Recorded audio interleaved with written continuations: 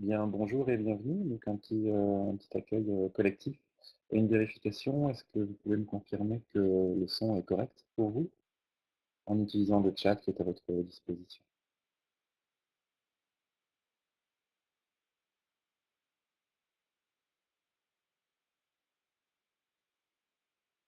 Bon, parfait, très bien. Merci de votre retour.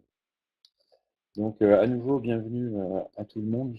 Je reprécise un petit peu le cadre de ce webinaire. C'est un webinaire qui est organisé par Top Office dans le cadre de l'opération Mon Réseau. Il est destiné aux professionnels qui sont titulaires de la carte pro. Régulièrement, tous les mois à peu près. Il y en aura 2 ce mois-ci, en septembre. On fait, une petite, conférence online d'une durée d'1 heure sur une thématique, qui est, centrée sur les professionnels, artisans, commerçants, professions libérales et TPE. Donc, ce sont des thématiques qui sont, chaque mois différentes. Et vous avez la possibilité, comme vous le faites actuellement, de participer au webinaire en direct ou également de profiter d'un replay. Donc si je vais un petit peu vite, parce qu'en 1 heure, on a beaucoup de choses à voir, si je vais un petit peu vite aujourd'hui, vous aurez l'occasion de revisionner intégralement cette vidéo. Vous pourrez également poser des questions par l'intermédiaire de l'application Mon Réseau au Top Office. Voilà. Donc, la thématique du jour, faire connaître mon entreprise avec Facebook et Google, est une thématique qu'on va traiter rapidement, hein. C'est un sujet qui est extrêmement large. Ma vocation sur cette petite heure d'intervention, c'est de vous montrer des choses assez concrètes. Donc, on ne va pas être vraiment dans la philosophie, on va vraiment être dans l'application concrète pour vous montrer un petit peu le potentiel de ces outils. L'axe, à qui on s'adresse, aujourd'hui, j'espère qu'on s'adressera bien à votre besoin. Moi, j'ai ciblé spécifiquement donc des entreprises de petite taille ou des artisans ou des commerçants ou des professions libérales qui ont une problématique d'utilisation du web, mais sur une zone de chalandise très précise. Voilà. On n'est pas du tout dans le registre du e-commerce, on est vraiment dans le commerce, physique et traditionnel. Voilà. Je me présente très rapidement. Donc moi, je suis dirigeant d'une agence, conseil en communication et en stratégie interactive à Lille. Voilà. Le petit programme du jour, on va essayer de regarder rapidement, ce qu'est la présence digitale d'une entreprise locale, pour, arriver, beaucoup plus vite derrière sur, un focus Facebook et un focus sur les outils de Google. Donc dans les 2 cas, hein, Facebook et Google, ce sera une application concrète pour une entreprise. On va voir par exemple comment on ouvre un compte Google My Business, comment on crée une fiche entreprise, comment on développe une campagne de publicité sur Facebook, publicité locale, et cetera. Je vais, conclure, après, sur la vidéo d'entreprise, puisque je vais être amené à parler de contenu et qu'une des fortes tendances de présence des entreprises, à la fois sur Facebook, sur Google et sur le web en général, c'est aujourd'hui, le développement de vidéos courtes d'entreprise, de démonstrations de savoir-faire. Donc on verra un petit peu comment ça peut se passer. Et évidemment, si on parle de commerce et d'internet, on va parler de réputation. Les avis clients aujourd'hui sont omniprésents et on aura quelques petits avis là-dessus. Donc je vous invite à utiliser le chat pour poser des questions, peut-être à la fin de la présentation. Mais si en plein milieu vous avez des questions à me poser, n'hésitez pas, j'y répondrai, bien évidemment. Voilà. Première partie, donc les principaux outils et quelques supports digitaux pour, bien faire connaître son activité. Donc moi, je voulais insister sur, cette première partie, sur l'intro, sur le fait que, on communique sur des canaux, mais il faut d'abord se poser la question de ce qu'on y diffuse. Donc il y a une grosse différence entre choisir un site, choisir un blog, choisir un réseau social, ou l'emailing pour faire connaître votre entreprise. Donc une grosse différence à ce niveau-là et de l'autre côté, sur le type de support qu'on va utiliser. On verra tout à l'heure, par exemple, que la vidéo est un excellent moyen d'être présent sur l'intégralité des canaux. Donc en fait, je vais vous inviter à bien réfléchir. En général, le chef d'entreprise a un souci d'emploi du temps et il donne la priorité à ses clients ou à son développement commercial. Et donc la création de contenu sur Internet, c'est quelque chose qu'il va faire entre deux et pas forcément de façon naturelle. Donc il y aura des petites questions à se poser avant d'attaquer. Comment on fait pour faire des choix, pour gagner du temps et pour aller vite. Donc le premier choix qui est à faire, et c'est ce sur quoi je vais me focaliser aujourd'hui, c'est qu'on va privilégier les canaux qui vont nous permettre de géolocaliser. Être connu dans le monde entier, c'est très bien, mais si notre zone de chalandise, c'est 30 km autour d'une ville, ce ne sera pas forcément utile et ça risque d'être aussi une perte de temps. Voilà, donc Facebook et Google sont, par exemple, 2 excellents canaux pour pouvoir cibler localement une clientèle. Je vais, resituer un petit peu le poids des réseaux sociaux parce qu'on va en parler, et pas seulement au niveau de Facebook. Aujourd'hui, hein, c'est 33 millions de membres, connectés sur Facebook et 30 millions sur YouTube, donc ce sont les 2 réseaux sociaux essentiels. Je vais, donc, ne pas consacrer de temps à Instagram ou Twitter qui, sont pas forcément par définition, encore extrêmement populaires, en tout cas pour, une activité d'entreprise. 2 mots sur LinkedIn tout à l'heure pour, les entreprises qui sont plutôt en B2B, ce sera un outil intéressant.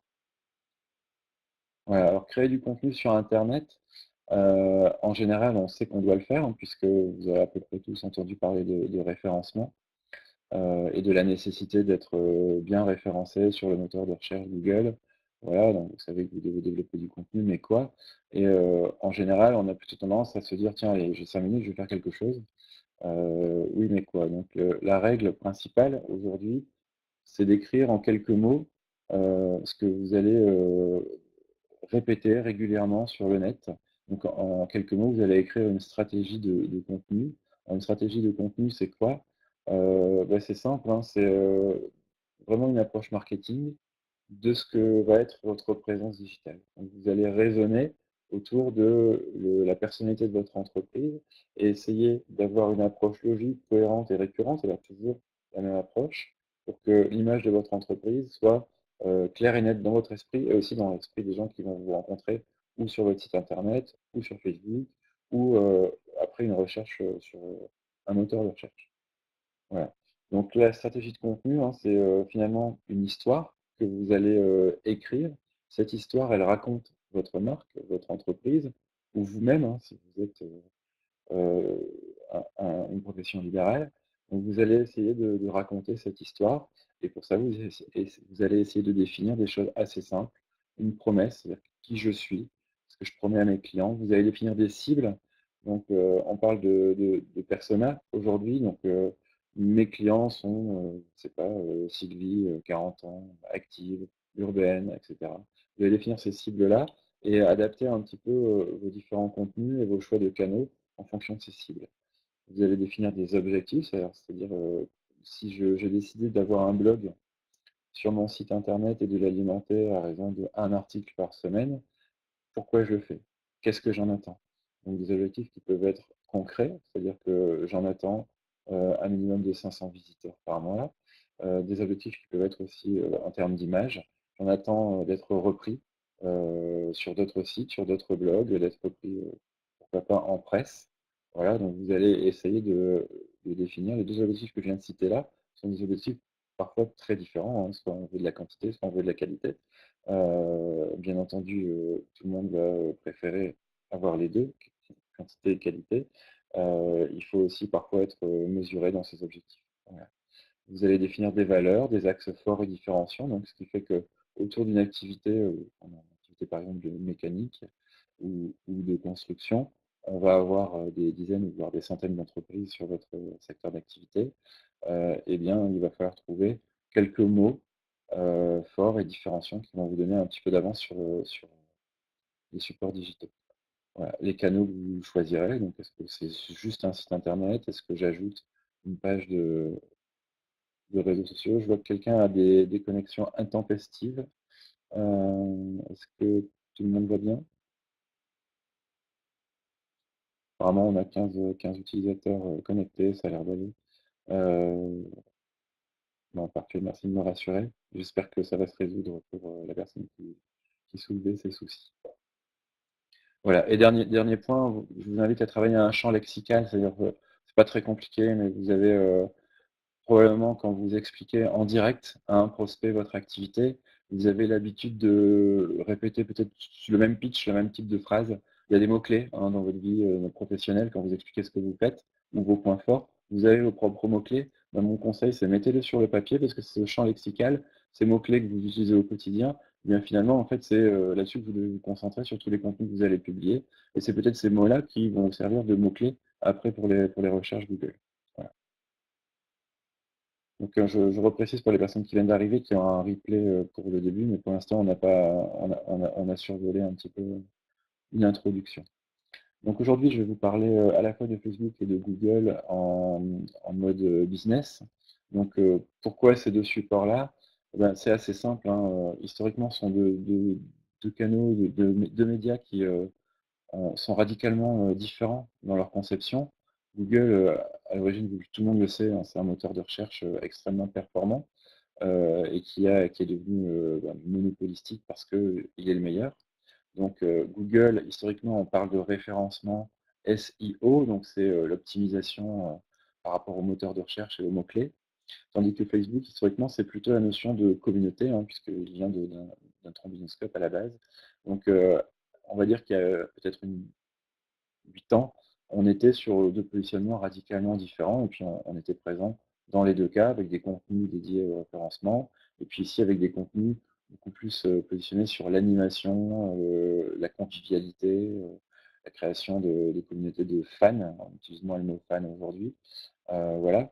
Alors aujourd'hui, ces deux plateformes ont tendance à se rapprocher fortement, c'est-à-dire qu'elles restent bien sûr sur leur métier de base, mais elles ont développé un certain nombre d'options pour les entreprises sur le même créneau, le même registre. C'est-à-dire, euh, par exemple, toutes les deux proposent une plateforme publicitaire assez puissante. Euh,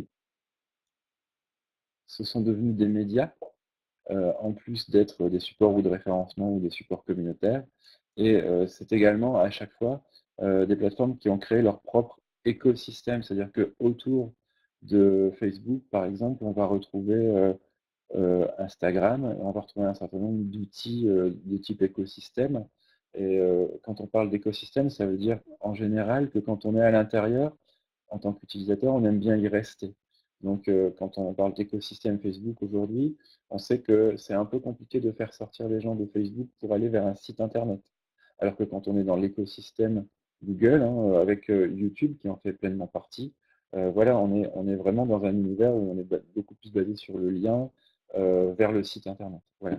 Donc on est sur des plateformes qui, même si elles ont des positionnements historiques différents, aujourd'hui proposent des outils complets pour les annonceurs et donc pour les entreprises. Voilà, donc je vais commencer la petite partie sur, enfin la longue partie sur Facebook. C'est un outil auquel on ne pense pas forcément quand on est professionnel, avec une activité sur une zone de chalandise. On n'y pense pas parce qu'on a tendance à se dire deux choses, moi aujourd'hui, mais quand même souvent. Un, c'est de l'amusement. Deux, c'est pour les jeunes. Alors, oui, c'est de l'amusement, sans doute, mais en fait, finalement, c'est un média où les gens viennent chercher de l'amusement, et donc c'est intéressant pour l'entreprise d'y être, de s'intercaler ponctuellement. Et c'est pour les jeunes, eh bien ça c'est plutôt faux, on va dire. De moins en moins, les jeunes, notamment aux États-Unis, ont tendance à quitter Facebook.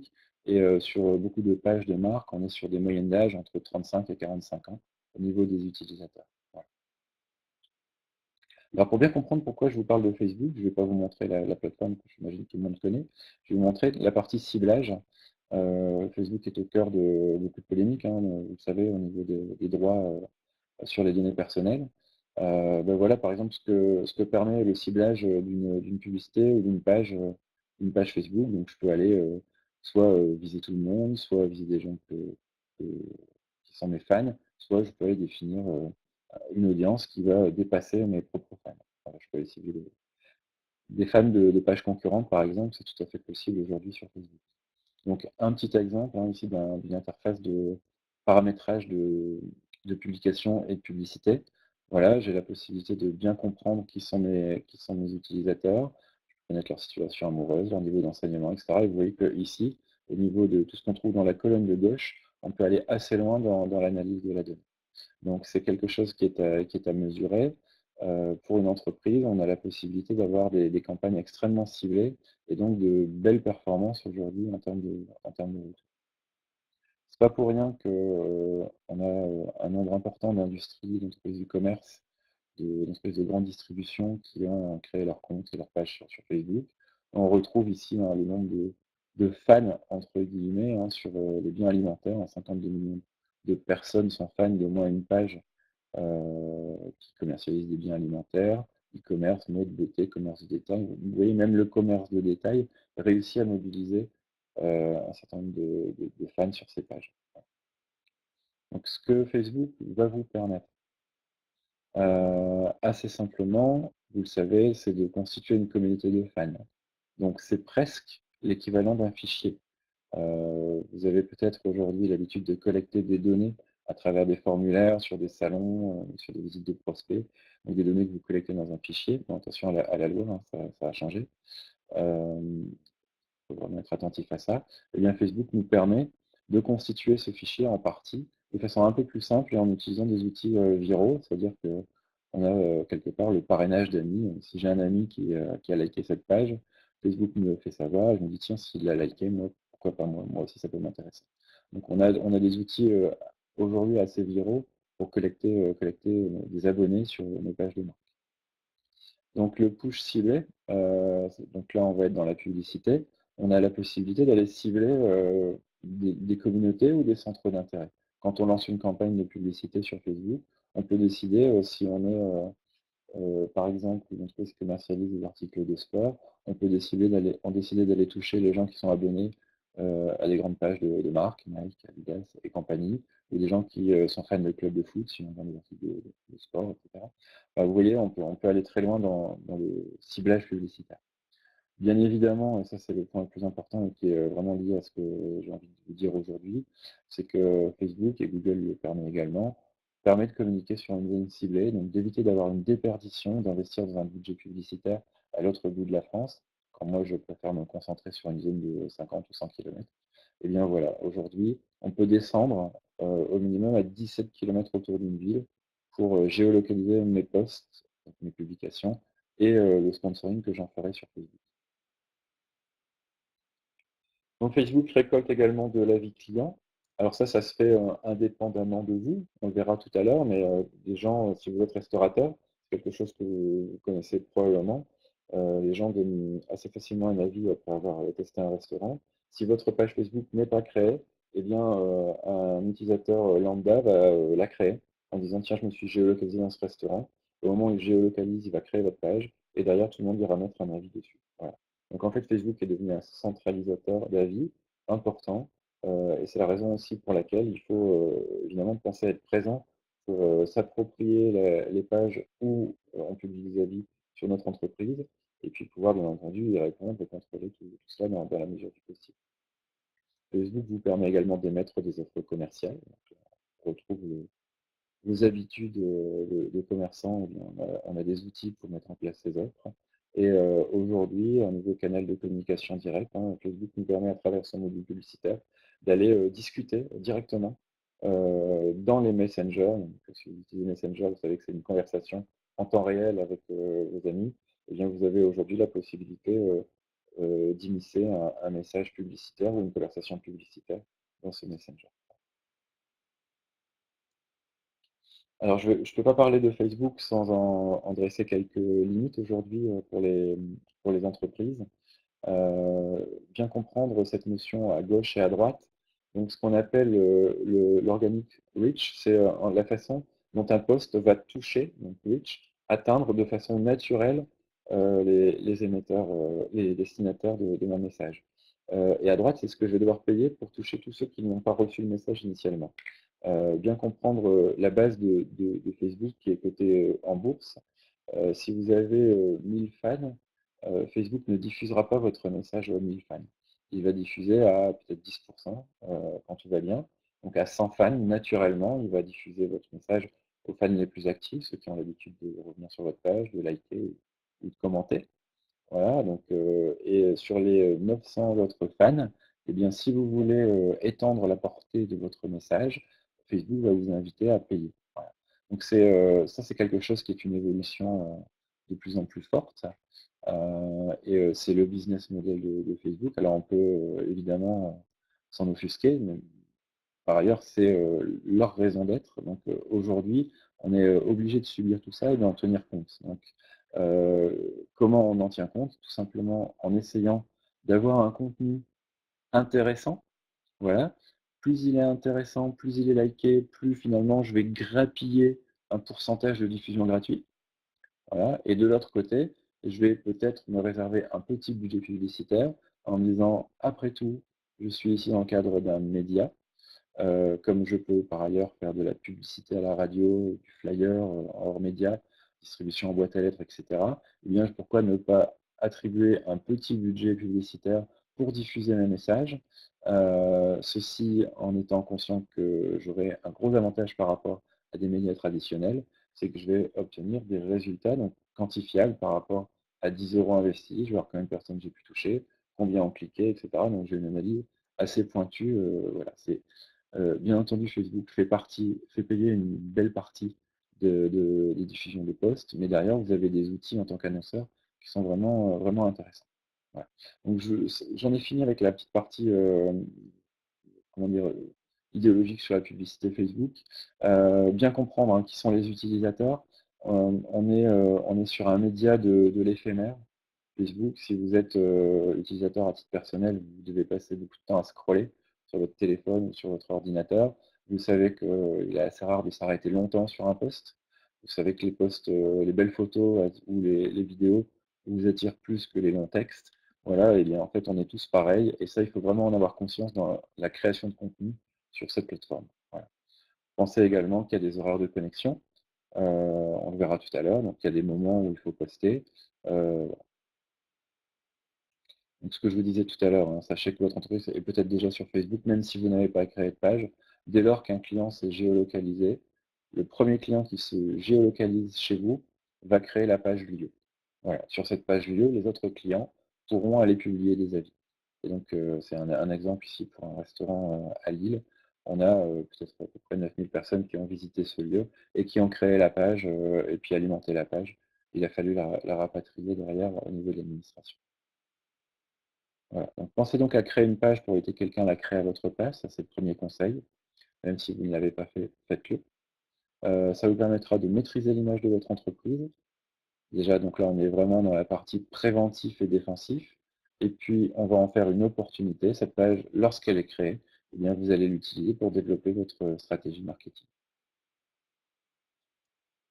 Donc, commencez par créer cette page. Il faut l'alimenter en contenu, 2 à 4 posts par semaine.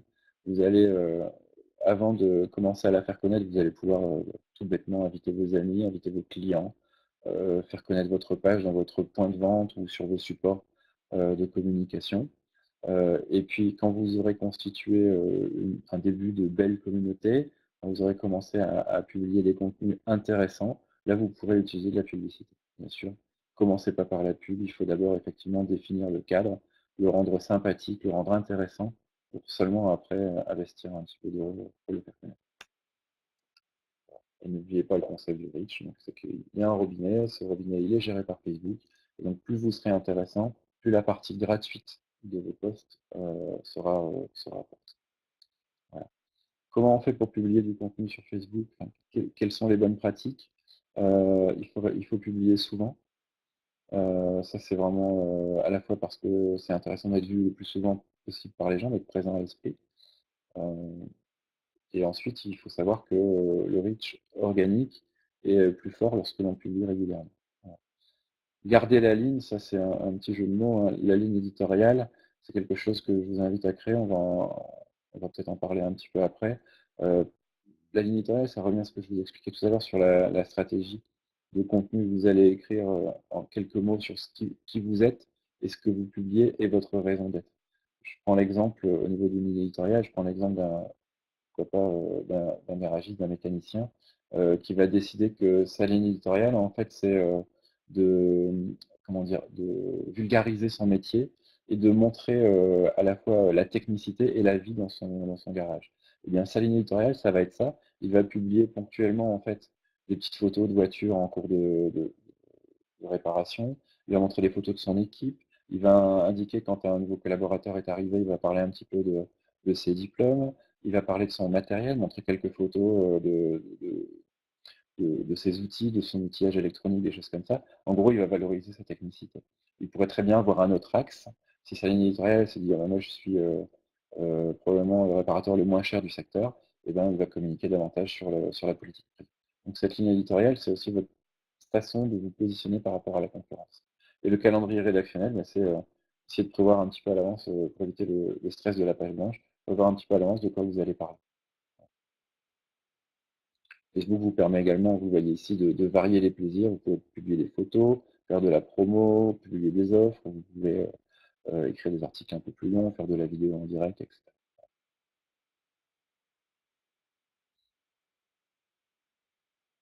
Donc vous avez la possibilité également avec Facebook de mettre en place dans votre planning public promotionnel en fait des opérations. Donc il y a des outils vraiment bien adaptés pour faire valoir vos offres. Donc je vous l'ai dit tout à l'heure, hein, c'est un média. Si vous avez un plan commercial annuel que vous avez rédigé avec je sais pas, une opération soldes, des fois par an, des choses comme ça, bah, vous pouvez les relayer et les planifier dans le temps. Facebook vous permet également, et ça moi c'est quelque chose que je vous invite à faire, développer des petits jeux, hein, toutes les grandes marques le font, toutes les grandes enseignes de distribution le font. Développer des petits jeux sur votre page Facebook vous permet en fait d'acquérir du fichier. Donc c'est aujourd'hui un peu la suite logique. J'essaye de développer une communauté de gens qui vont me suivre sur Facebook.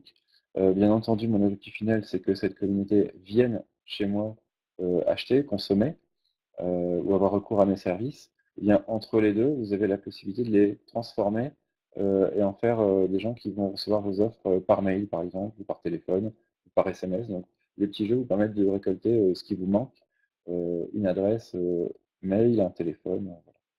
Donc, ce sont des outils assez utiles. Voilà. Donc je vais vous expliquer comment on crée une page Facebook. Bien comprendre des choses, hein. Vous avez probablement tous et toutes un compte perso et que vous allez vous connecter à votre page euh, à partir de ce compte perso. Vous pouvez créer plusieurs pages d'entreprise, c'est pas un souci, et vous accédez à travers ce compte perso. Et lorsque vous publierez pas en votre nom personnel, mais au nom de votre entreprise. Voilà. De la même façon, dans l'autre sens, l'entreprise peut compter plusieurs administrateurs ou plusieurs personnes qui interviennent et publient des contenus sur cette page Facebook.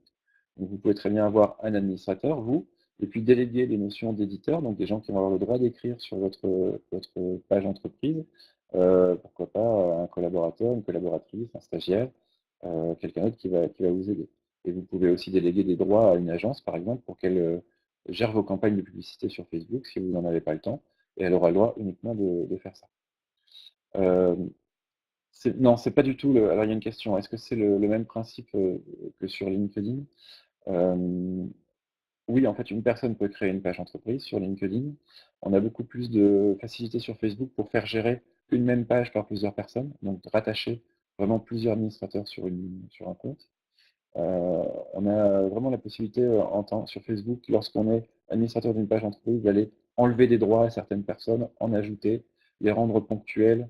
Voilà, c'est vraiment, l'outil Facebook est beaucoup plus performant, que l'outil LinkedIn pour, éviter la schizophrénie entre un compte perso et un compte pro.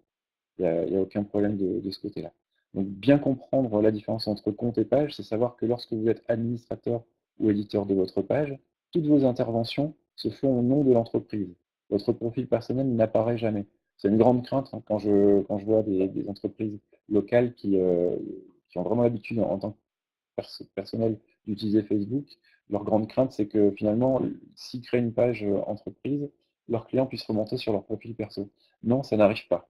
Ça ne peut pas arriver si vous êtes administrateur. Alors, concrètement, hein, comment on crée une page Facebook? Donc vous avez, donc je vous invite à le faire plutôt depuis un ordinateur que depuis un mobile, c'est plus facile depuis un ordinateur. Petit triangle en haut à droite, vous avez la possibilité d'aller sur l'option créer une page. Voilà. Quand vous créez une page Facebook, donc je redis bien, hein, le mot page il est important. À titre personnel, vous avez un compte. En tant qu'entreprise ou professionnel, vous avez une page. C'est vraiment deux choses, deux mots, il n'y a pas de subtilité entre les deux, il faut juste le comprendre comme ça. Donc votre page Facebook, vous allez déterminer si c'est un lieu ou un commerce local. Si vous êtes plutôt une entreprise, donc pas forcément géolocalisé, un organisme ou une institution. Si vous êtes une marque ou un produit, après d'autres possibilités, hein, si vous êtes dans le cadre communautaire, artistique, etc. Donc moi, je me suis concentré aujourd'hui sur la création d'une page de lieu ou de commerce local. C'est important cette notion de lieu, c'est qu'on va derrière avoir des outils, dès que la page sera créée, on va avoir des outils de géolocalisation natifs directs qu'on n'aura pas ici. donc ne pas se tromper. Donc quand j'ai cliqué sur créer une page UE, on me demande tout de suite en fait le nom de mon entreprise, le choix de la catégorie, donc est-ce que je suis dans la restauration, est-ce que je suis dans les biens alimentaires, etc. Mon adresse et mon téléphone. Donc vous avez l'obligation de saisir ces simples données, donc c'est pas très long à faire. On va même dire que c'est rapide. Surtout le téléphone, évidemment, c'est pas votre téléphone personnel, c'est le téléphone professionnel. Voilà. Et là, c'est fait. La page est créée. Donc, il vous reste à ajouter un logo, voilà, et ajouter une photo de couverture. Donc, vous trouvez un exemple ici avec la page Top Office, j'ai fait simple. Le logo vient là. La couverture, c'est la grande image qui est ici en haut, que vous pouvez changer ponctuellement. Et voilà, ça y est, votre page est créée. Voilà. Donc Facebook va vous inviter à faire un peu tout ce que je viens de dire ici. Il va vous prendre en main, vous verrez des petits modules apparaître. Vous avez la possibilité de faire une courte description de votre activité. On va vous proposer de créer un nom d'utilisateur pour votre page. Alors, je fais juste un mot sur le nom d'utilisateur.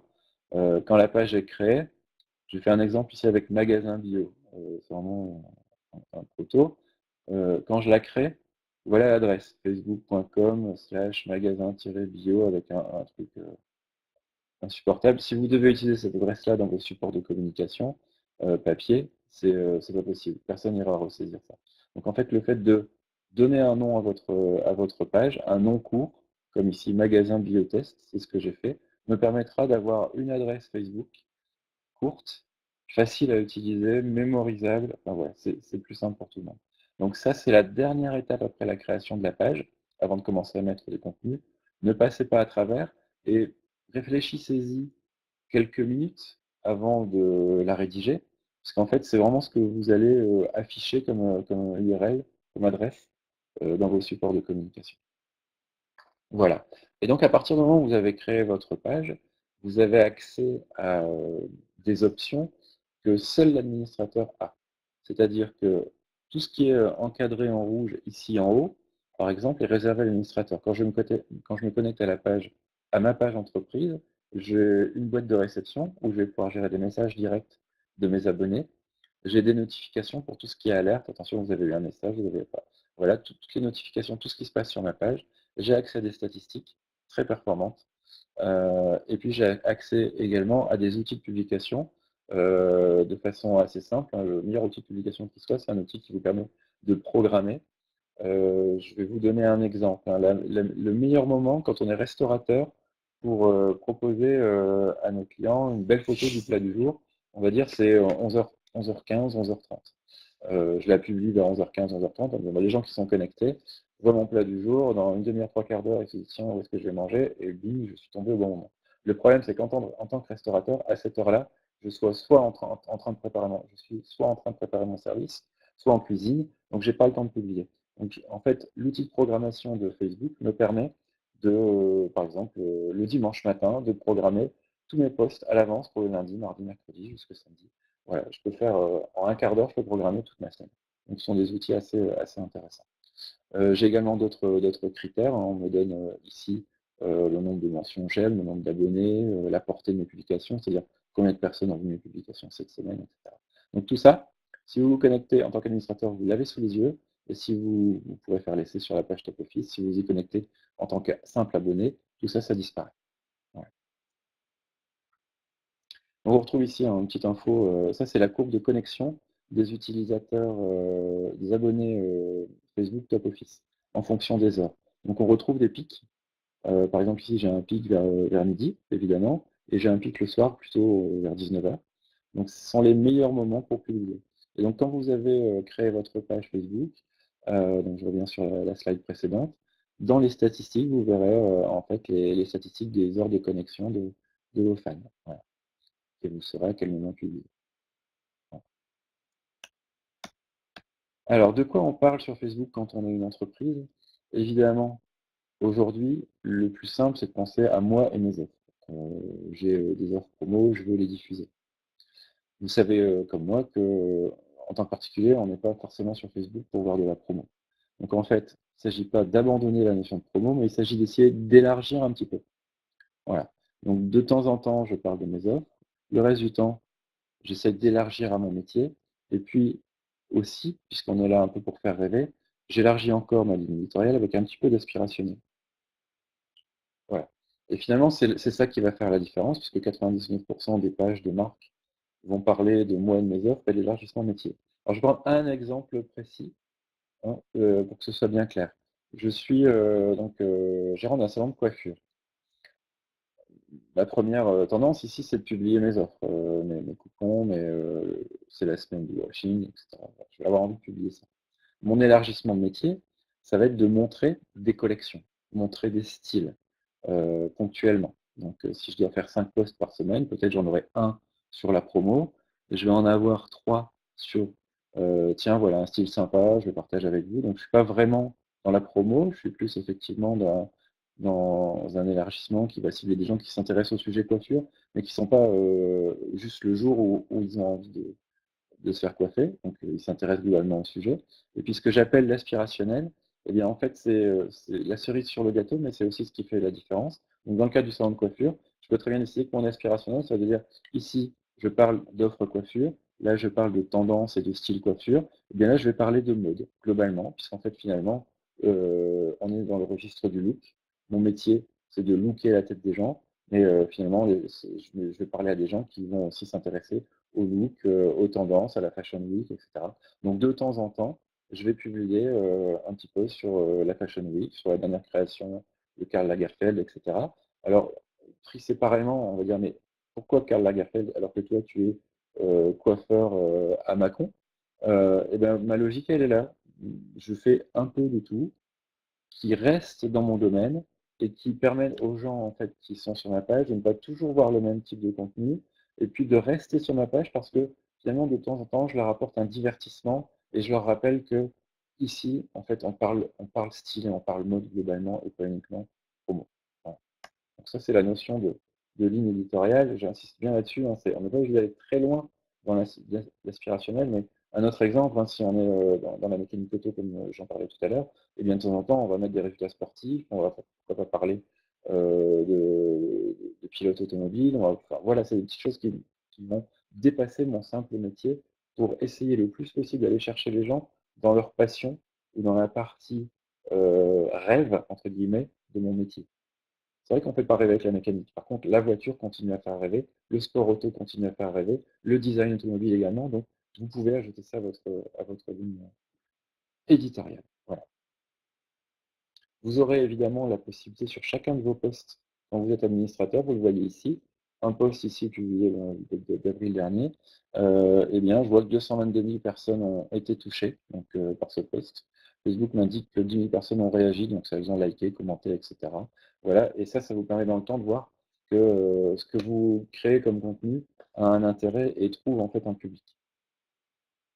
Voilà, donc d'autres exemples de chiffres hein, qu'on peut obtenir, la portée des publications sur Facebook. Donc ça, c'est un critère important, hein, puisque, je vous l'ai dit tout à l'heure, si on considère que Facebook est un média, c'est toujours intéressant de se dire à la fin de l'année, eh bien, ma page Facebook a été vue par, je sais pas, 25 000 personnes cette année. L'année prochaine, je vais essayer d'être vue par 40 000 personnes. Voilà, progresser sur la notion de portée. Et puis ce qu'on appelle l'engagement, en fait, là, c'est plus dans le détail, c'est par rapport au nombre de personnes qui ont vu vos posts, combien ont interagi, donc, combien ont décidé de finalement vous donner un signe d'adhésion. Donc, ils ont cliqué sur j'aime, ils ont partagé ou ils ont commenté votre publication. Voilà. Donc, deux données qui sont relativement suffisantes dans un premier temps pour bien voir l'utilité de votre page. Voilà. Et je vous invite à travailler, je vais accélérer un peu, là, je vous invite à travailler un petit tableau de bord, vous verrez qu'à terme, vous pouvez faire évoluer tout ça. Voilà. Alors pourquoi on fait de la pub sur Facebook, hein, c'est ce que je vous ai dit tout à l'heure, pour compenser le faible reach organique. La pub, ça marche comme ça. Donc vous pourrez aller sur facebook.com/business, vous avez l'adresse ici, vous la retrouverez dans le replay.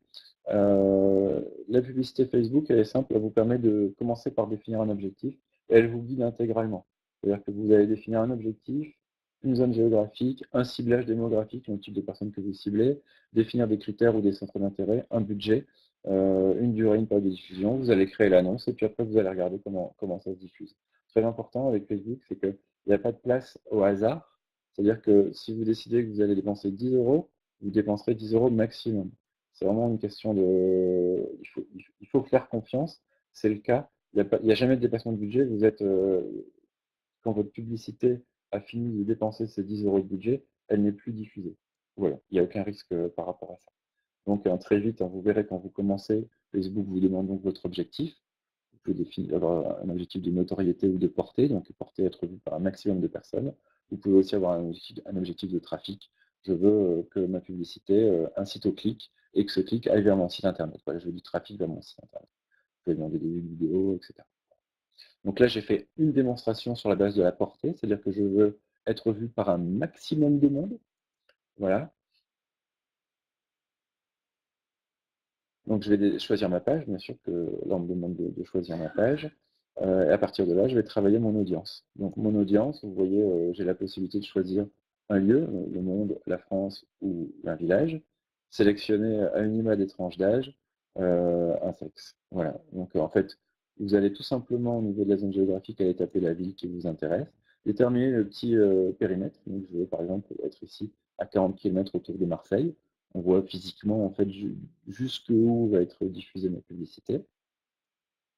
Et puis après, je vais pouvoir gérer un certain nombre de petits critères. Alors pour aller vite, vous voyez ici, sur ma publicité, je suis sur une tranche d'âge de 18 à 65 ans. Facebook me dit tout de suite, avant que j'ai commencé à payer, j'ai un potentiel de 1 300 000 personnes sur votre zone de 40 km autour de Marseille.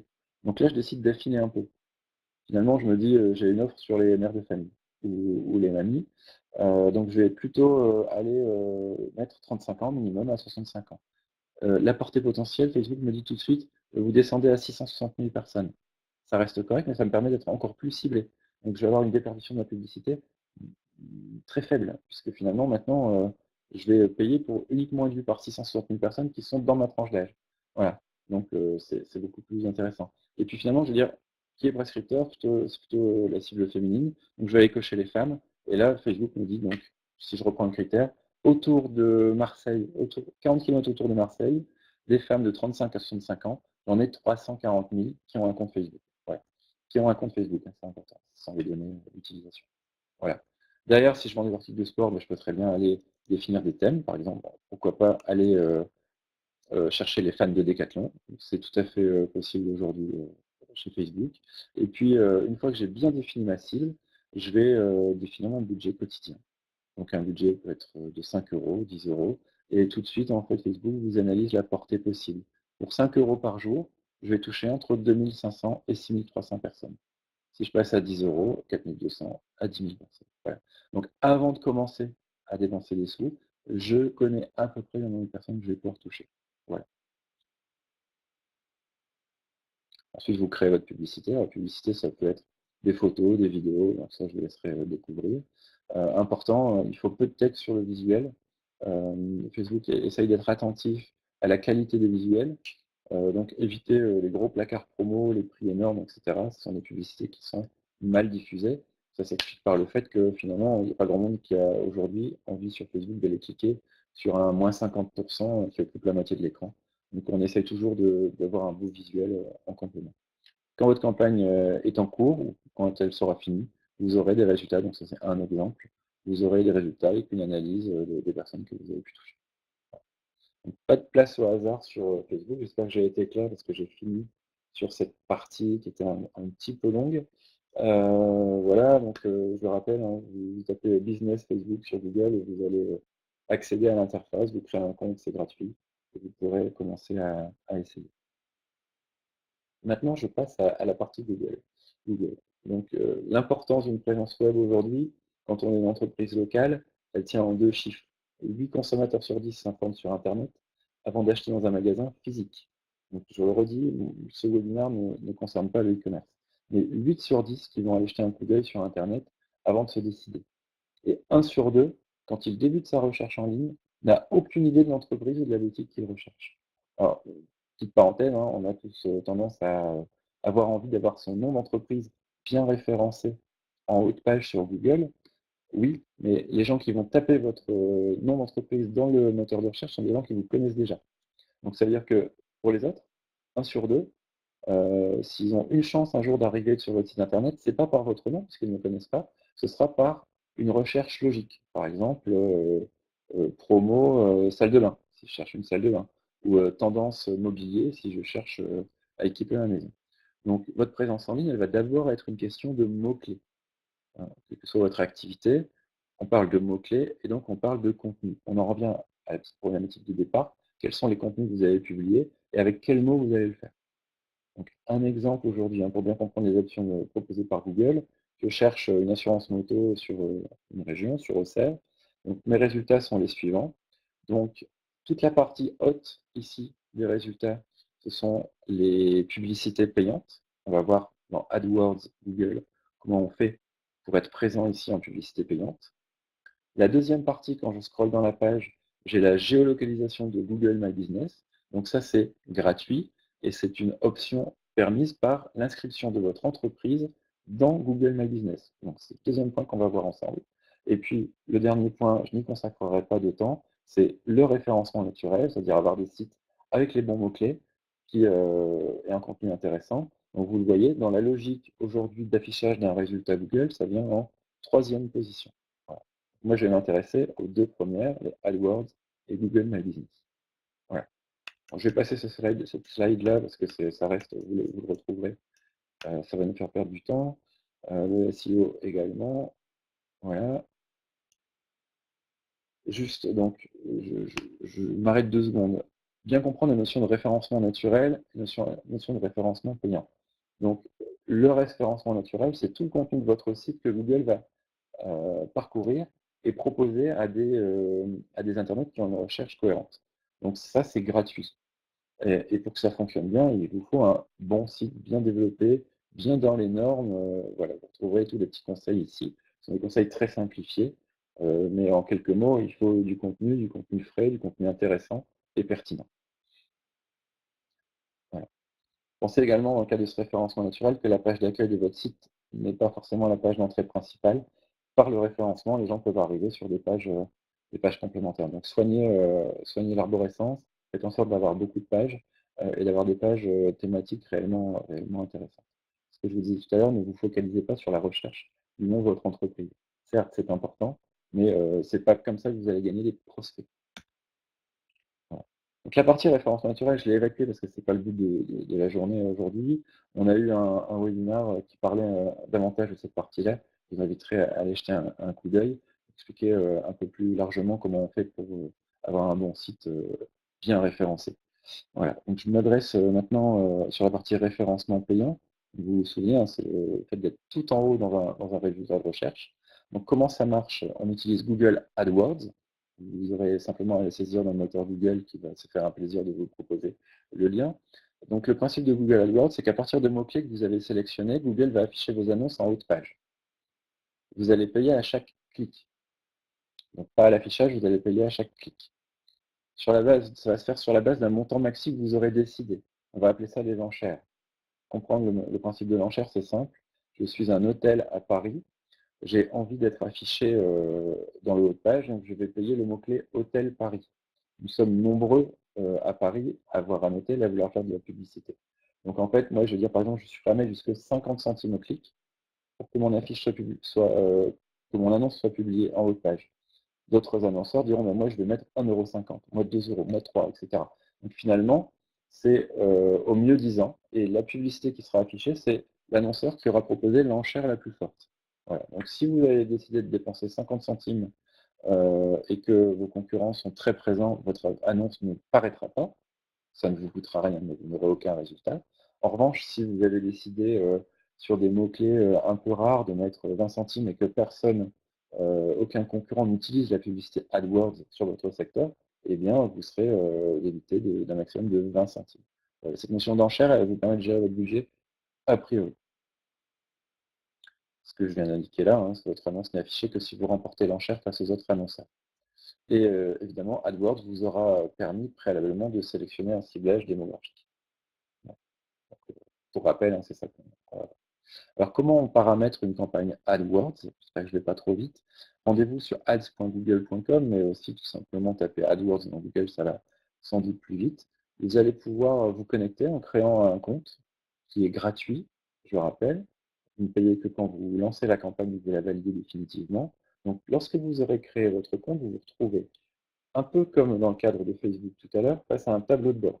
Ce tableau de bord vous propose exactement comme Facebook, de déterminer un objectif. Vous vous rappelez tout à l'heure, Facebook vous proposait, est-ce que vous voulez être vu, est-ce que vous voulez avoir du trafic, etc.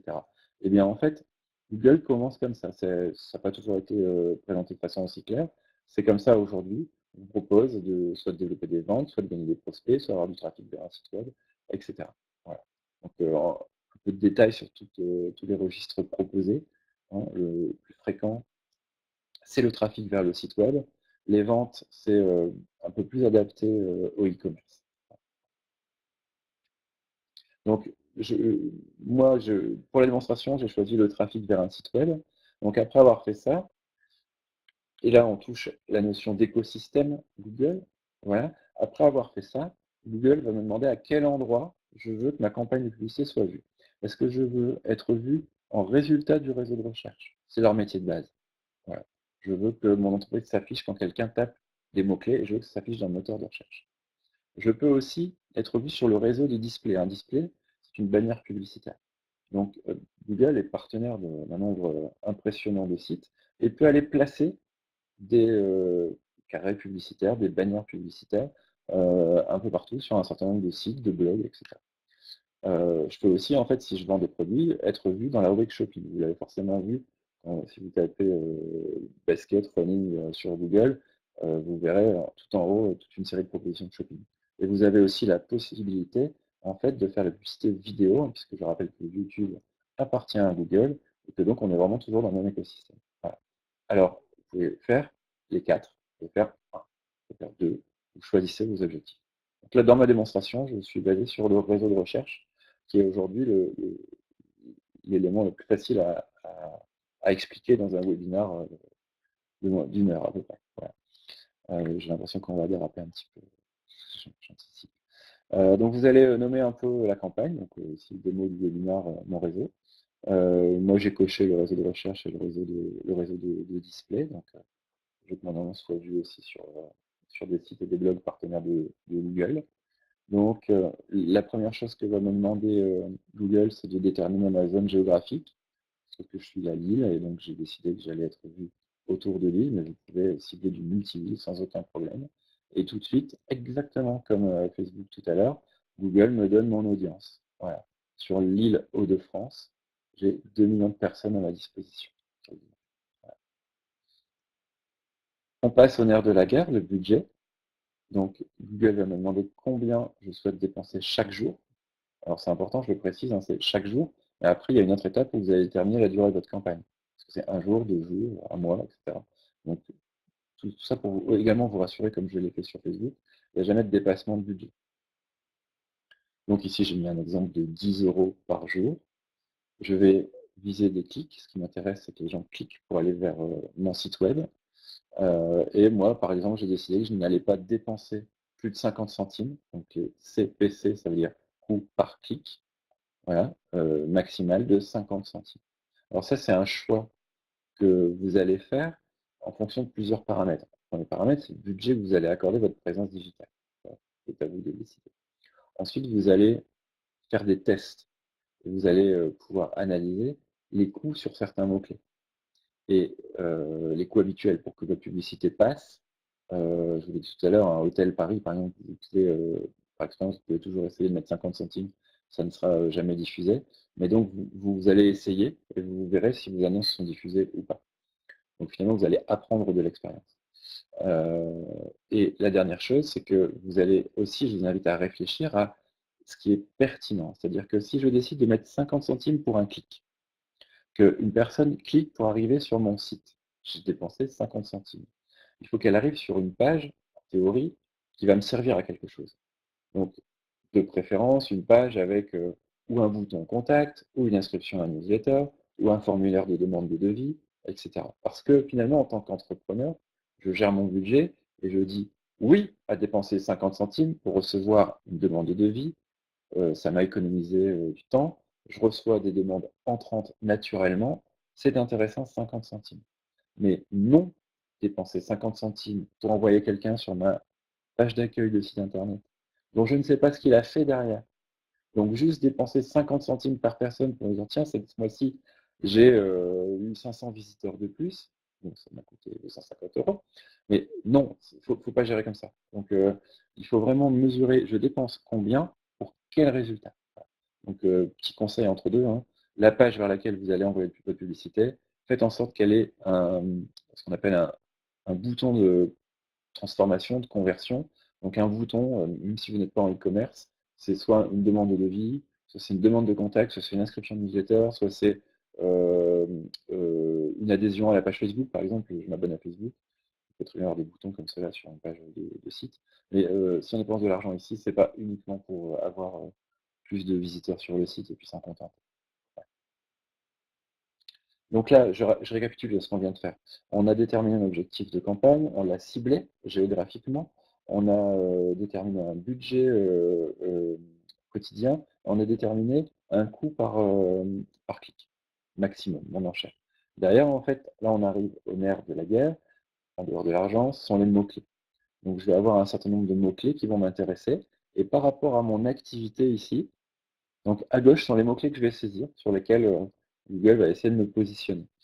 Ce sont quelques exemples qui n'ont rien à voir avec ce que je compte faire vraiment. À droite, en fait, Google va me faire des propositions. Ils ont un outil de suggestion de mots-clés assez intéressant. Donc, ils ont remarqué que topoffice.com vend du mobilier de bureau, vend des fournitures scolaires, etc. Donc, ils me proposent, en allant tout simplement analyser mon site web, des mots-clés. Donc, si vous n'avez pas d'idée, vous mettez rien ici et vous regardez un peu ce que Google vous propose. Et les mots-clés sont en général assez pertinents. Donc on a déterminé les mots-clés sur lesquels nos annonces seront affichées. Maintenant, il ne reste plus qu'à réaliser l'annonce. Donc Google nous propose de créer 3 annonces différentes. C'est aussi ça l'intérêt. C'est qu'aujourd'hui, si vous faites une campagne radio, vous allez faire un spot radio, le diffuser, et puis à la fin de la semaine, voir si les gens l'ont aimé. Sur Internet, en général, vous avez la possibilité de créer par exemple ici 3 messages différents, de lancer la diffusion via Google, et Google va gérer en fait automatiquement l'affichage du message qui a été le plus intéressant. Ce serait super si on avait ça en radio, hein, on balance 3 messages, un rigolo, un sérieux et un promo. On ne sait pas ce qui va marcher, mais au bout de 2 jours, une intelligence artificielle a décidé que finalement, c'était le spot rigolo qui donnait le plus de résultats, et voilà. Donc c'est ce qui arrive avec Google en fait, hein. Vous allez créer 3 annonces, et vous avez la possibilité derrière d'analyser les résultats et la pertinence de vos annonces. Donc une annonce, c'est quoi? Vous avez ici la petite prévisualisation à droite. Donc c'est 2 petites lignes de texte, bien sûr le lien, hein, puisqu'il y a toujours un lien, office.com, bureau promo, nouvelle collection 2019, télécharger catalogue gratuit. Donc c'est un titre 1, un titre 2, un titre 3, qui sont des titres courts, hein. Vous voyez ici par exemple, bureau promo, au bout de la ligne, vous avez 12/30. C'est-à-dire que j'ai droit à 30 caractères et j'en ai utilisé 12. Voilà. Et donc après, bon, mes annonces sont rédigées comme ça. Voilà. Quand mon annonce est finie, j'ai toujours la possibilité d'aller ajouter des mots-clés. Et même pendant une campagne, s'il y a des mots-clés qui me paraissent, qui me viennent à l'esprit soudainement, ou que j'ai vu utilisés par un de mes concurrents, eh bien je peux les ajouter en cours de campagne. Voilà, dernière chose, donc quand ma campagne est prête, j'ai mon petit résumé, j'ai mon budget, j'ai le type de réseau sur lequel je vais diffuser, et puis j'ai mes dates. Donc, date de début, et je vais aller régler ma date de fin. Voilà. Et c'est parti, ma campagne apparaîtra ici. Voilà, j'espère que c'était clair sur cette partie AdWords. Donc, moi, je vous invite probablement, hein, si vous avez des questions sur cette partie-là, sur mon réseau Top Office, on a un espace de questions. Je vous invite à me les poser directement dans les questions. Mais vous avez aussi la possibilité de trouver un certain nombre de tutoriels réalisés par Google, vraiment très clairs. Ils ont une approche assez pédagogique. C'est intéressant et c'est adapté aux entreprises qui ne sont pas forcément des expertes du web. Voilà. Maintenant, je vais vous parler de Google My Business. Donc, Google My Business, c'est la partie géolocalisation, c'est gratuit. Donc, par exemple, ici, imaginons que je cherche un restaurant de marque Hippopotamus à Toulouse. Dans la partie droite, ici, j'ai la fiche du restaurant. Donc ça, c'est la fiche Google My Business. Dans cette fiche, je vais trouver les photos. Ce ne sont pas les photos de l'annonceur, ce sont les photos des clients qui ont visité l'établissement. Je retrouve la cartographie, je retrouve les avis, je retrouve des informations sur l'adresse, les horaires d'ouverture, etc. Donc Google My Business me permet ça. Gérer les informations essentielles d'un commerce géolocalisé. Donc un commerce avec une porte, une vitrine qui reçoit du public. Voilà. J'ai aussi la possibilité par Google My Business de répondre aux avis clients et non pas de laisser des avis sans réponse dangereux. Voilà. et j'ai la possibilité de gérer un certain nombre de paramètres comme mes horaires d'ouverture, et cetera. À quoi ça sert Google My Business? On l'a vu tout à l'heure, c'est que Google va vous afficher en haut de page les sites votre site qui est géolocalisé. Voilà. Donc c'est un intérêt, c'est que ça vient avant le référencement naturel des sites internet. Voilà. Donc comment vous allez pouvoir créer votre compte, Google My Business et déclarer votre activité? Donc autant, Google AdWords tout à l'heure était payant, ici Google My Business c'est totalement gratuit aujourd'hui. Voilà, donc vous allez vous rendre, ou soit vous tapez Google My Business dans le moteur de recherche, soit vous allez sur Google, vous avez l'adresse ici. Voilà, donc on va vous demander, si vous créez votre fiche, tout simplement le nom de votre établissement. Vous allez donner votre adresse, voilà. Vous avez, la possibilité, si par exemple vous n'êtes pas un lieu d'accueil du public, entreprise qui livre, ou qui, fait des chantiers, mais qui ne reçoit pas le public, vous avez la possibilité de cocher la case «Je fournis des biens et des services à mes clients». Donc c'est-à-dire qu'il y aura quand même toute la partie géolocalisation autour de votre entreprise, mais on n'invitera pas les gens à se rendre chez vous. Voilà. Vous allez déterminer votre activité. Voilà. Donc, vous voyez, on est vraiment sur du déclaratif très, très simple. Vous allez mettre le numéro de téléphone professionnel et votre site internet. Donc le numéro de téléphone, moi je vous invite à mettre le professionnel. Il est indiqué facultatif, mais bien évidemment, ça ne l'est pas. Si vous ne mettez pas de numéro de téléphone sur une fiche, les clients ne pourront pas vous joindre. Donc ça, c'est la base. Et le deuxième intérêt du numéro de téléphone, c'est que au moment où vous allez créer votre fiche, Google va vérifier que c'est une vraie fiche, qu'il y a vraiment quelqu'un à l'autre bout du fil, un commerçant. Voilà, donc dès que vous allez valider, un robot Google va vous téléphoner. Voilà. Et quand il va vous téléphoner, donc sélectionnez méthode de validation, recevoir votre code à ce numéro. Vous allez recevoir un code et vous allez le saisir. Quand vous l'avez saisi, ça y est, vous êtes propriétaire de votre fiche. Un tableau de bord Google My Business, ça ressemble à ça. Donc vous avez un certain nombre d'informations que vous allez pouvoir gérer, les infos de l'entreprise, son activité. Vous allez pouvoir publier des photos. C'est toujours sympa d'avoir des photos que vous aurez fait vous-même qui sont belles, plutôt que d'avoir, si vous êtes restaurateur, la photo d'un burger mal fait, mal éclairé par un client. Parce que si c'est cette photo-là qui apparaît dans la colonne de droite, Google va donner un peu plus envie si vous l'avez validé, que si c'est un client qui aura fait très très attention à ce qu'il a publié. Et puis vous allez pouvoir animer un peu tout ça. Voilà, j'en ai fini avec ces 2 options, Google AdWords, Google My Business. Je vais, passer un petit peu de temps, pas très long, sur, la vidéo d'entreprise. Donc la vidéo d'entreprise aujourd'hui, pourquoi j'en parle? C'est de plus en plus incontournable. Alors il faut savoir que c'est le type de contenu préféré par les internautes. C'est quelque chose qui est vraiment utile pour faire comprendre en 30 secondes la complexité d'un métier ou pour rendre un métier visuel. Heu, un artisan, un maçon, il a une activité, que tout le monde peut penser, équivalente entre tous les artisans et les maçons. Une vidéo peut donner davantage de relief à son activité, il peut montrer un produit fini, il peut montrer un mode de travail. Voilà, il y a pas mal de choses intéressantes dans la vidéo pour donner une image professionnelle. Donc là, ici, j'étais plutôt sur l'intérêt de la vidéo en général. Ici, je vais vous parler concrètement en référencement. YouTube, c'est la deuxième plateforme sociale la plus consultée en France et YouTube et Google, c'est la même chose. C'est-à-dire que, quand vous quand vous travaillez le référencement d'un site internet, si vous développez du contenu vidéo qui est placé sur une chaîne YouTube, qui est également placé sur le site, sur votre site internet, on étoffe votre présence dans l'écosystème Google, donc on donne davantage de poids, à votre référencement. Voilà. Et également, hein, sachez que, bah, vous l'avez peut-être vu passer ou vous le verrez, rapidement, Facebook développe également sa plateforme, Facebook Watch, donc qui, va être, le concurrent ou l'alter ego de YouTube, donc avec, un certain nombre d'options qui sont assez proches. On est vraiment sur, un enjeu important pour les années qui viennent et déjà pour les années, que nous vivons aujourd'hui. Ouais.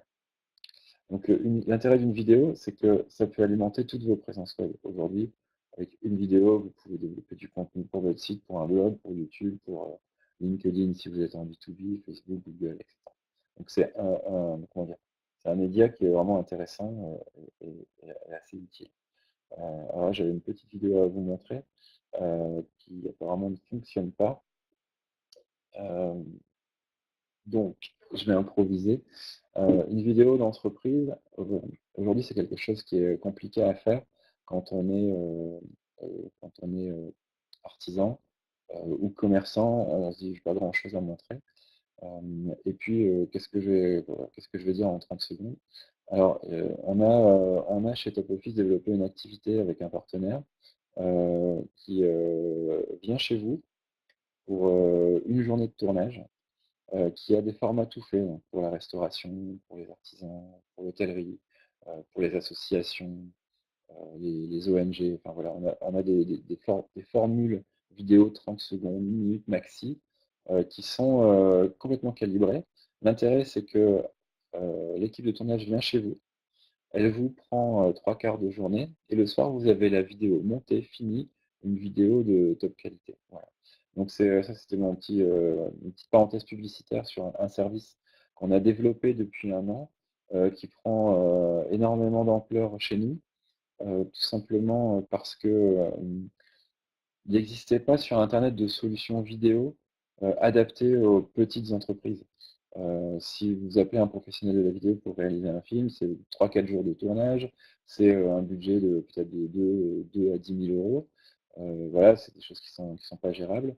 Donc on a mis en place ce service avec un partenaire qui a des cadreurs et des tourneurs partout en France, pour lequel on a négocié, et mis en place un budget type. C'est-à-dire que pour 600 € hors taxes, une journée de tournage, votre vidéo elle est finie le soir et vous avez des choses qui sont, plutôt intéressantes.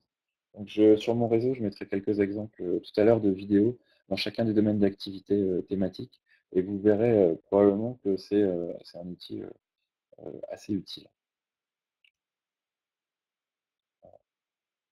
Je vais en profiter, pour parler un petit peu des avis clients et je vais conclure là-dessus. Donc, les avis clients aujourd'hui touchent tous les secteurs d'activité. Alors cet exemple-là, tout le monde le connaît, hein, c'est, la restauration. On sait que les gens donnent un avis sur ce qu'ils ont mangé, mais pas que, ils donnent un avis aussi, sur, plein de choses, y compris ici l'exemple du médical. Donc, la clinique du Mont-Louis, ici, à Paris, a une note moyenne de 3,2 et vous retrouvez ici sa fiche, Google My Business. Il y a fort à parier que la clinique n'ait pas vraiment fait attention au fait qu'elle pouvait créer un compte Google My Business, donc ça n'a pas fait. Il s'est créé automatiquement dès lors qu'un premier patient a émis un avis. Et du coup, en fait, maintenant, à chaque fois qu'un futur patient va la rechercher sur Google, va voir la fiche et pourra aller donner un avis également, etc. Voilà. Donc là, on est clairement dans une activité qui n'a pas été maîtrisée par la clinique et qui est finalement, vous vous en conviendrez sans doute, pas forcément un bon signe quand on fait une première recherche. Donc, important de bien considérer que tous les secteurs d'activité sont touchés par les avis clients et considérer également que c'est pas forcément un fléau l'avis client, hein, c'est quelque chose qui est important. 95 des internautes se lancent dans un achat après avoir lu un avis positif. Presque autant vont préférer s'abstenir après avoir lu un commentaire négatif, un seul commentaire négatif. La grande majorité considère que les avis sont utiles quand ils décident à l'acheter. Voilà, et s'ils ne sont pas utiles, ils sont moins importants. Bon, vous voyez qu'on est vraiment dans quelque chose qui est, à prendre en compte et que, il y a 2 façons de prendre en compte les avis. C'est un, je les subis et j'en suis pas satisfait ou 2, je les reprends en main. Et c'est plutôt mon conseil, c'est, de toute façon, si quelqu'un a un avis sur vous et qu'il est pas bon, c'est parce que vous n'êtes pas d'accord avec lui, que ça va se passer. Il faut réussir à répondre à cette personne, il faut parfois s'excuser, il faut parfois défendre son métier. Donc il faut toujours être en veille pour aller voir ses avis et réagir rapidement. C'est l'intérêt de ce que je vous ai expliqué dans les minutes, qui ont précédé, de maîtriser votre page Facebook. Donc si vous la maîtrisez, vous avez accès aux avis, vous pouvez répondre. De maîtriser votre compte Google My Business. De la même façon, en ayant ce compte, vous pouvez répondre aux avis sur Google et là, vous êtes quand même bien protégé avec ces 2 outils-là. Je vous invite à répondre aux avis négatifs, toujours, parce que, finalement, parfois un avis est tellement négatif qu'il est pas, il est trop pour un client qui va jeter un coup d'œil. Il peut être trop agressif, étonnant et cetera et donc si vous répondez en dessous, en vous défendant, ou ou en défendant votre savoir-faire, l'utilisateur qui va lire l'avis, il va se dire: «Tiens, bah, qui n'est peut-être pas vrai. C'est en tout cas une entreprise qui est à l'écoute de ses clients et je vais aller lire d'autres avis. Donc ne pas répondre sur un avis négatif, ça peut avoir un effet boule de neige, donc il faut toujours le maîtriser. Ça, c'est un conseil personnel, ça veut dire par rapport à votre tempérament et votre capacité à rédiger, c'est d'oser la franchise. On peut être un professionnel sans avoir l'obligation d'être parfait à chaque fois. Donc, ça arrive de se tromper. Ce qui est important, c'est de le reconnaître ou de le réparer. Donc sur certains avis pour lesquels on se dit, tiens, effectivement, j'aurais pu faire mieux, eh bien, on invite en commentaire l'utilisateur à prendre contact, on s'excuse, on l'invite à prendre contact, on lui fait pourquoi pas un petit cadeau ou on rediscute avec lui. Voilà, c'est du temps, mais c'est quelque chose qui vous permettra de désamorcer un certain nombre de problèmes ultérieurs. Et après, on va essayer de positiver, c'est-à-dire que là, je viens de vous parler des avis négatifs, mais on sait qu'en France, notamment, les avis négatifs sont plus fréquents que les avis positifs parce que quand tout va bien, on ne le dit pas forcément. Donc, invitez-vous, vos clients satisfaits, à laisser des avis. Donc, quand vous faites une vente, quand un client est satisfait, quand vous lui envoyez un mail après la réalisation de la vente, eh bien, rajoutez une petite phrase. N'oubliez pas d'aller donner un avis sur notre entreprise, c'est important pour nous, etc. Expliquez en quoi c'est important. Ça mobilisera aussi une communauté. C'est la même chose que mobiliser une communauté sur Facebook. Vos clients satisfaits sont une communauté, peut-être la meilleure, celle qui est la plus intéressante à valoriser et à montrer au reste du monde, entre guillemets. Et donc, donner un espace d'expression supplémentaire à vos clients satisfaits, eh bien, c'est la raison d'être de votre communauté sur Facebook ou sur LinkedIn. Eh bien, invitez-les régulièrement à dire qu'ils sont contents de votre entreprise. Voilà. J'ai fini pour cette présentation. Donc, si je résume en quelques mots, on a vu des choses essentielles comme créer une page Facebook, pourquoi on le fait quand on est une entreprise, comment utiliser le module publicitaire de Facebook pour développer du business localement autour de ma zone de chalandise. Et puis, on a vu sur la partie Google My Business qui est gratuite et AdWords qui est payant. Je sais que j'ai survolé, que c'est un peu court. Le replay va être dispo. Je vais répondre à vos questions maintenant si vous en avez. Ce sont des sujets qui doivent être creusés de toute façon pour se les approprier. Il faut aussi tester, vous l'avez vu. J'ai essayé de vous l'expliquer, j'insiste là-dessus, c'est qu'il n'y a pas de gros risque financier à lancer une campagne de 5 euros. Mais rien que cette campagne vous permettra d'apprendre un certain nombre de choses et après de réfléchir davantage à comment vous ferez pour améliorer les résultats. Voilà. Donc j'ai fini. Je vous remercie d'avoir été patient pendant tout ce temps.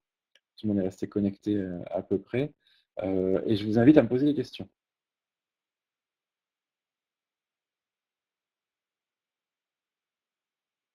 Alors, pendant que les questions, je vois une remarque sur les avis. Oui, c'est horrible les avis quand une personne a envie de nuire. C'est quelque chose qui peut faire mal. Et c'est aussi ce qui plaide sur le fait de répondre. C'est-à-dire qu'il y a deux types de personnes qui ont envie de nuire. Il y a le client méchant, mais qui a certainement quelque part une raison. Donc il en fait une boule de neige, mais il a probablement une raison. Donc vous allez creuser, vous allez trouver la solution pour le satisfaire. Et après, on a finalement celui qui va vous détruire gratuitement, qui n'est même pas un client, et ça on s'en rend compte parce que souvent les avis dépassent le simple cadre de l'expérience client, ils vont être très très larges. Et là, on est plutôt face à soit un concurrent qui a envie de vous détruire, etc. Et ça, ce sont des choses qu'on peut aussi dire. Il faut penser que sur un avis extrême, vous n'allez pas réussir à convaincre la personne qui a écrit l'avis. Vous ne rédigez pas votre réponse pour lui ou pour elle. Vous la rédigez, c'est vraiment important ça, vous la rédigez pour les autres personnes qui vont lire ça. Donc finalement, vous vous désintéressez de la personne qui a écrit un avis extrême en disant de toute façon, je ne te convaincrai pas. Par contre, je vais convaincre la personne qui est en train de lire cet avis que toi, ce que tu viens d'écrire n'est pas valable et qu'il faut peut-être aller voir l'avis d'autres personnes plus tempérées. Voilà. Alors, je remonte sur les questions. Donc, est-ce qu'il y a des formations plus approfondies sur un ou 2 jours? Alors, pas sur mon réseau Top Office, on n'en donnera pas, mais oui, et moi je vous invite, alors pas forcément, vous trouverez des formations, ça c'est clair, mais là j'ai mélangé par exemple Facebook et Google. Moi je vous invite à faire des formations séparées, histoire de bien avoir un focus dans l'esprit, pas passer trop de temps à essayer de tout comprendre d'un coup. Si vous voulez par exemple sur Google, chose que Facebook fait moins bien, mais Google fait des tutoriels qui sont vraiment excellents, vraiment très bien faits, pédagogiques. Donc vous pouvez, assez facilement vous mettre en route sur Google. Et puis après, vous trouverez forcément, près de chez vous des consultants ou des entreprises dans votre chambre de commerce ou chambre de métier qui pourront, vous donner, davantage de formations. Le petit plus, et ça ce n'est que mon avis, hein, c'est qu'avant de faire une formation, essayez vous-même. C'est toujours compliqué d'arriver sur une formation en n'ayant pas, tout de suite essayé. C'est bien d'avoir essayé et de se dire: «Tiens, j'ai déjà plein de questions». Comme ça on va plus vite, à comprendre les choses en formation. Sinon ce qui arrive, c'est qu'on suit la formation, on dit: «Tiens, d'accord, ça a l'air bien, je vais aller essayer», et quand j'essaye, je me heurte à quelques questions et donc il me remanque une formation. Donc après ce que je viens de vous expliquer, faites un test, ouvrez votre compte, regardez un peu comment ça se passe. Vous l'avez bien compris, vous ne dépenserez pas d'argent tant que vous n'aurez pas validé le bouton final. Donc essayez. Et quand vous avez essayé de paramétrer des campagnes, de créer votre page, etc., dites-vous, tiens, j'ai besoin d'une formation pour faire ça, et là, cherchez une formation. Et là, ce sera parfait.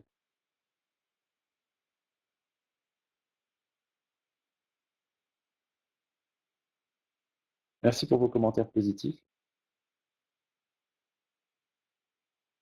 Alors, sur Facebook, comment faire cliquer sur une page spécifique de compte Facebook? Est-ce que vous pouvez me détailler un petit peu ce que vous voulez faire? Parce que je ne comprends pas.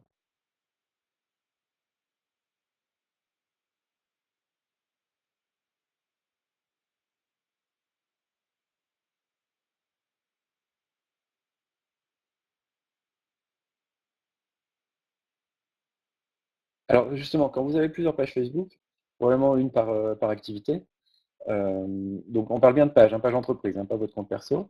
En fait, c'est comment est-ce qu'on la fait trouver? Il faut déjà bien la nommer. Ce que je disais tout à l'heure, vérifier que votre page, elle porte un nom un peu court, que vous avez choisi vous-même, et qu'il n'y a pas le long code par défaut quand on crée une page. Il y a un très long code chiffré, etc. Donc quand vous avez ce nom court, eh bien, pour faire cliquer sur cette page-là, soit vous faites, en fait, il faut assurer sa présence par une publicité. Vous en faites une petite pub pour sponsoriser cette page en ciblant bien géographiquement votre campagne. Et après, si vous voulez faire cliquer depuis un site internet vers, vers la page Facebook, ben c'est tout simple, il faut créer une petite page qui en fait la pub, qui explique pourquoi vous invitez les gens à vous rejoindre sur cette page-là, et puis vous ajoutez le bouton like. Je ne sais pas si je réponds bien, parce que la question comment faire cliquer sur une page spécifique de compte, Facebook, c'est faire cliquer depuis où. C'est-à-dire que si je suis déjà dans Facebook, pour que votre page apparaisse, il n'y a pas 36 solutions. La première possibilité, c'est un, je suis déjà fan, et donc à chaque fois que l'entreprise va publier un post, eh bien ce post va apparaître dans mon compte Facebook. Voilà. Donc ça va venir naturellement. Soit je ne suis pas encore fan, et donc comment je fais connaître la page Facebook aux gens qui ne sont pas encore fans? Là, je dois passer par le module publicitaire. Donc vous allez faire la promo de votre page, et puis les internautes que vous aurez ciblés verront apparaître le logo de votre page, la petite image de couverture et un bouton rejoindre cette page.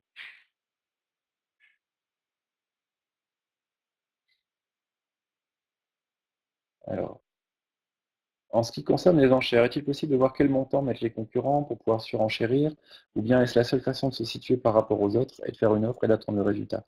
Alors déjà, il faut savoir qu'une campagne Google AdWords, vous observez en temps réel. Première chose. C'est-à-dire que dès qu'elle a été validée par Google, vous pouvez vous connecter et vous voyez les montants d'enchères. Vous voyez très vite les mots-clés sur lesquels vous ne passez pas. C'est affiché tout de suite et vous pouvez les corriger en temps réel. Donc Google vous affiche, hein, par exemple, si vous avez déterminé 10 mots-clés, vous vous connectez à n'importe quel moment. Google va vous annoncer, par exemple, le mot-clé Hôtel Paris, votre enchère est insuffisante. Il ne va pas vous donner un montant d'enchère, il va vous préconiser un montant d'enchère moyen, mais il ne va pas forcément vous donner le montant du moment. Donc, vous pouvez décider de réajuster en temps réel chacun des coûts, mot-clé par mot-clé. Donc, pour répondre plus clairement à cette question, est-il possible de voir quel montant mettent les concurrents? Non, vous ne le voyez pas à l'avance, mais vous voyez en temps réel si vous êtes bien positionné ou pas bien positionné.